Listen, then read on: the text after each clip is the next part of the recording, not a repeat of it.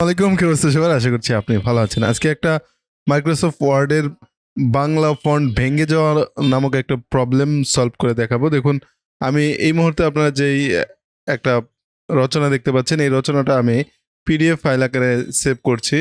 দেখুন, PDF file আকারে দেখুন আমি এখানে সেভ করছি। তারপর কি ঘটনা ঘটছে, তো যখন আমি এটাকে পিডিএফ আকৃতিতে সেভ করতে চাচ্ছি তখন দেখুন এটা কিন্তু ভেঙে যাচ্ছে, এই ওয়ার্ডগুলো ভেঙে যাচ্ছে। তো এই ওয়ার্ডগুলো ভেঙে যাওয়ার কারণ কি, কেন এরকম হচ্ছে, এটা কিভাবে সমাধান করা যায় সে সম্পর্কে আজকের ভিডিও। তো চলুন শুরু করা যাক।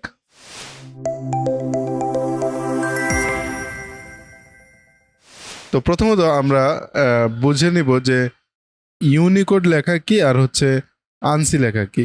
এর জন্য আমরা বিজয় সফটওয়্যারটা ওপেন করছি। দেখুন, এটা যদি আমরা ওপেন করি তাহলে আমরা বুঝতে পারবো যে আসলে ঘটনাটা কি ঘটেছে। এটা যদি আমরা দেখুন, এখানে আমাদের বিজয় সফটওয়্যারটা রয়েছে।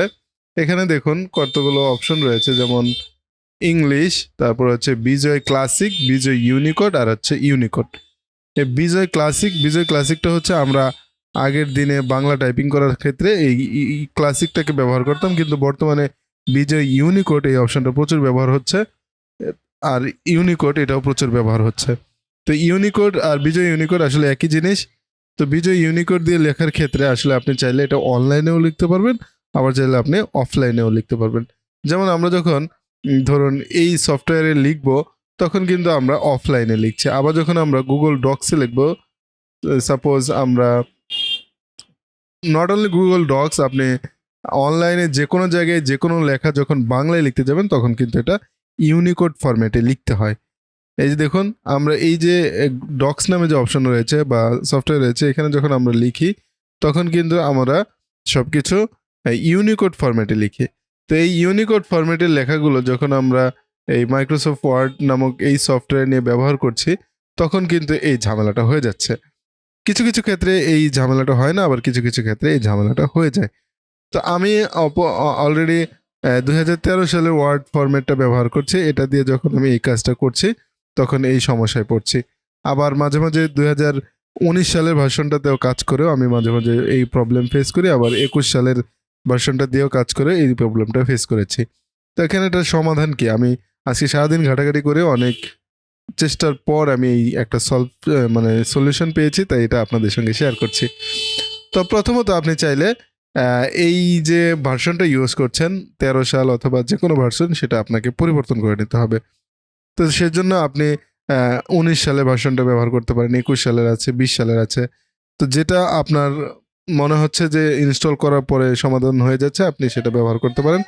তারপরেও যদি সমাধান না হয় তাহলে আমাদের কাছে অন্য আরেকটা সমাধান রয়েছে। তো দেখুন, আমরা অলরেডি এখানেও কিন্তু আমাদের ফন্টগুলো ভেঙে গিয়েছে।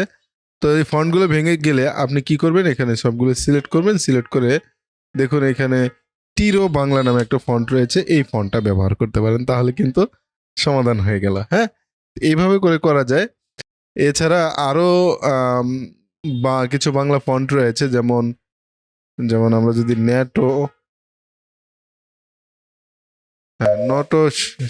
নটো শরীফ এটাও ব্যবহার করি, তাহলেও কিন্তু আমাদের ফন্টগুলো সুন্দর হচ্ছে। নটো শরীফ ফন্টটা যদি আমরা ব্যবহার করি তাহলেও কিন্তু আমাদের এই সমস্যাটার সমাধান হয়ে যাচ্ছে। যেমন আমরা এখানে যদি এখন পিডিএফ ফাইল আকৃতিতে এটাকে সেভ করি তাহলে আসলে ব্যাপারটা বুঝতে পারবো যে আসলে আমাদের এটা কাজ করেছে কিনা। এটা সেভ করলাম। তো দেখুন, এটা কিন্তু এখন চমৎকারভাবে কাজ করতেছে। তো এইভাবে আমরা চাইলে কিন্তু এই ফন্টটাকে চেঞ্জ করে দিয়ে আমরা আমাদের সমস্যার সমাধানটা করতে পারি। তো এখন আমরা দেখবো যে এই ফন্টটা আপনি কোথা থেকে ডাউনলোড করবেন। এখন আমরা দেখবো এই যে ফন্টটা আপনি কোথা থেকে ডাউনলোড করবেন। আপনাকে চলে যেতে হবে গুগল ফন্টে চলে যাবেন। এখানে আসার পর জাস্ট আপনাকে এই যে fonts.google.com এই ওয়েবসাইটটাতে চলে আসতে হবে।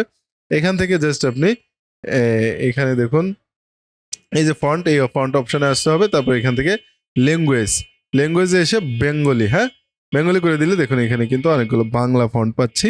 আমরা জাস্ট এইখান থেকে আমি এই যে টিরো বাংলা এই ফন্টটা ব্যবহার করেছি, প্লাস এখানে হচ্ছে এই যে নটো সেরিফ বেঙ্গলি এই ফন্টটা ব্যবহার করেছি। এই দুইটা ফন্টের মাধ্যমে কিন্তু আমরা এই ফাইলটাকে এতটা সুন্দর করে ফেলতে পেরেছি। তা এখন মূল কথা হচ্ছে যে আপনি ইউনিকোডে লিখুন অথবা আনসিতে লিখুন, যেভাবেই লিখুন, আপনি কিন্তু এখন আর পিডিএফ ফাইল তৈরি করার ক্ষেত্রে সমস্যায় পড়বেন না বলে আশা রাখছি। যেহেতু আমাদেরকে অনেক সময় অনেক অনলাইনের বাংলা লেখাগুলো কপি করে এনে আমাদেরকে বিভিন্ন সময় বিভিন্ন কাজ করতে হয়, যেমন আমি এখান থেকে আমাদের ব্লগ থেকে এই মানে লেখাটা কপি করেছিলাম। তো এই ছিল মোটামুটিভাবে আমাদের আজকের ভিডিও। আশা করছি ভিডিওটা যদি ভালো লাগে তাহলে লাইক, কমেন্ট এবং শেয়ার করবেন। ফেসবুক থেকে দেখলে পেজটাকে ফলো করবেন, ইউটিউব থেকে দেখলে চ্যানেলটাকে সাবস্ক্রাইব করবেন। সামনের ভিডিওতে আবারও দেখা হচ্ছে। খোদা হাফিজ।